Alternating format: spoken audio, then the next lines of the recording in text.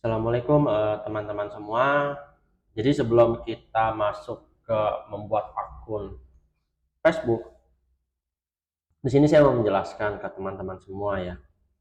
Jadi eh, kita dalam membuat akun sosial media itu kata kuncinya jika sosial media kita ingin ramai, berarti syaratnya Gmail-nya harus aktif atau hidup ya.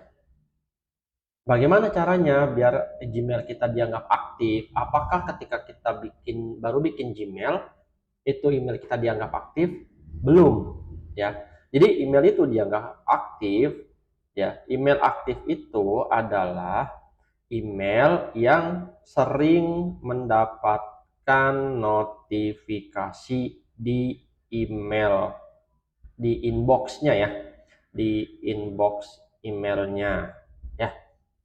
Nah, oh, berarti akunnya harus didaftarin Shopee dulu, Pak, atau Tokopedia dulu, Pak, atau didaftarin apa namanya, ya akun yang lain, Pak, biar kita dapat notifikasi. Ya, betul. Ya, jadi semakin banyak kita memakai akun Gmail kita untuk mendaftar akun lain seperti Tokopedia, Shopee itu, maka akun kita bisa dianggap aktif atau hidup. Nah, cuman pertanyaannya ya teman-teman semua ya, apakah kalian sanggup untuk mendaftarkan semua akun itu? Ya, jadi itu ribet ya teman-teman ya. Ada satu cara bagaimana caranya kita bisa memaksa email kita itu bisa mendapatkan notifikasi. Ya, jadi notifikasi ini kita bisa setting ya. Jadi sebelum kita setting notifikasi, saya mau kesepakatan dulu nih buat ke teman-teman sekalian. Jadi nanti akun sosial medianya itu teman-teman mau ngisi akunnya dengan konten berbahasa Indonesia atau konten-konten untuk orang luar atau untuk bule ya. Artinya kalau misalkan teman-teman ingin membuat konten dalam apa untuk orang bule itu secara otomatis teman-teman harus membuat akun dalam bahasa Inggris ya. Tuh. Nah, Pak, saya kan nggak bisa bahasa Inggris. Ya, di sini nanti kita akan belajar cara membuat konten bahasa Inggris, bahasa Spanyol, bahasa apa namanya Prancis, bahasa Jerman menggunakan AI. Ya. Nah, di sini saya mau menjelaskan dulu ke teman-teman semua, ketika teman-teman membuat konten dan nanti diupload ke YouTube dan YouTube teman-teman itu sudah monetisasi misalkan, tahu monetisasi ya? Monetisasi itu adalah ketika kita upload video itu bisa dapat dolar ya. Nah, gimana caranya? Itu kalau kita ingin mendapatkan monetisasi itu ada persyaratannya. Kalau YouTube misalkan 1000 subscriber, terus jam tayangnya harus 4000 jam, atau kalau misalkan kita uploadnya video short itu viewersnya atau yang nonton video kita itu minimal 3 juta orang. Tapi kalau misalkan kita mau full monetisasinya itu 10 juta. Nah, di sini saya akan perlihatkan ke teman-teman semua ya. Nah, di sini kalau misalkan teman-teman ingin tahu gimana caranya YouTube saya sudah memenuhi syarat monetisasi belum? Nah, teman-teman harus install dulu yang namanya Studio YouTube. Ya. Nah, ini tampilan Studio YouTube. Jadi pada Studio YouTube di sini teman-teman bisa melihat eh, analitik, misalkan siapa sih yang nontonin video kita, orang dari mana aja yang nontonin video kita. Nah, ini teman-teman bisa lihat di sini. Nah, ini di channel saya yang ini ternyata channel saya itu banyak ditonton oleh orang Filipina, India, Amerika Serikat. Ya. Ini kontennya konten bahasa Inggris ya teman-teman semua ya. Jadi saya tidak ngomong pakai bahasa Inggris, tapi saya menggunakan AI.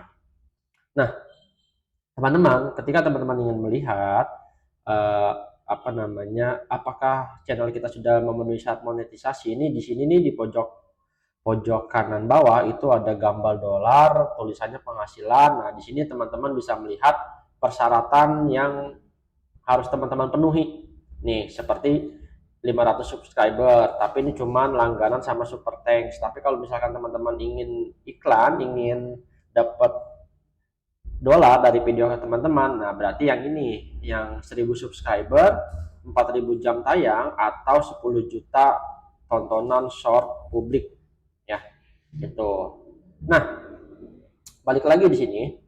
Jadi tadi saya tanya ke kalian, kalian ingin membuat kontennya dalam bahasa Indonesia atau bahasa Inggris?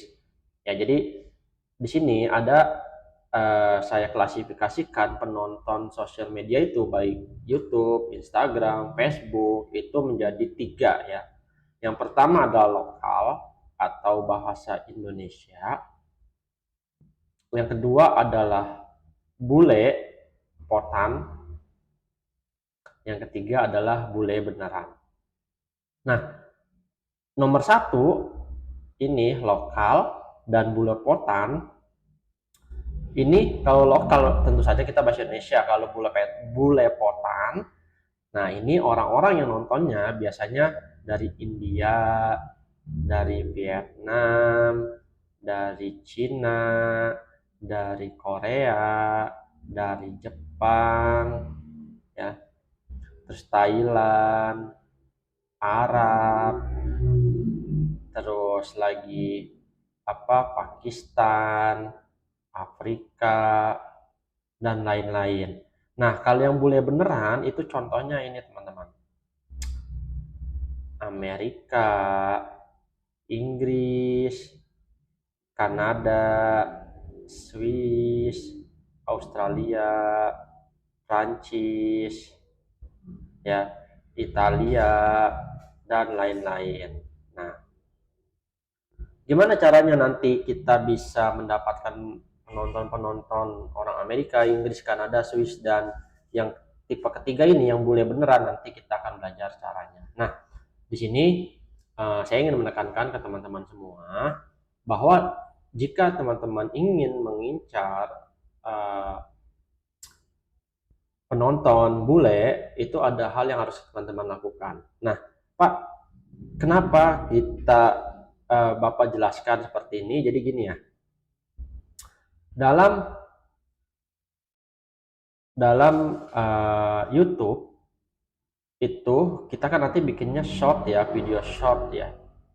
Nah, dalam video short itu biasanya kita akan dibayar jika ada 1000 view dalam video kita. Nah, di sini 1000 view. Nah, jika kita dapatnya penonton nomor 2 tadi lokal dan bule potan, itu per 1000 view dapatnya cuma 200 perak teman-teman. Bayangin 200 perak. Nah, sedangkan kalau misalkan bule itu 1000 view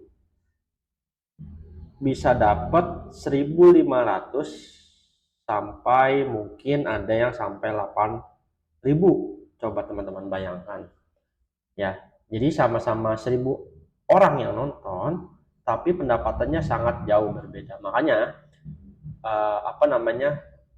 konten-konten kreator itu bukan yang ini ya, bukan yang terkenal kayak influencer di Indonesia yang terkenal. Itu biasanya mereka dapat penghasilan selain dari monetisasi, mereka dapat dari endorse maupun dari sponsor ya.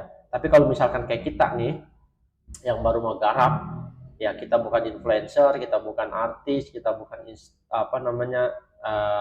artis Instagram dan lain-lain, itu agak sulit teman-teman untuk bisa mendapatkan uang besar jika banyak yang nonton video kita itu dari Indonesia. Ya. Nah, makanya di sini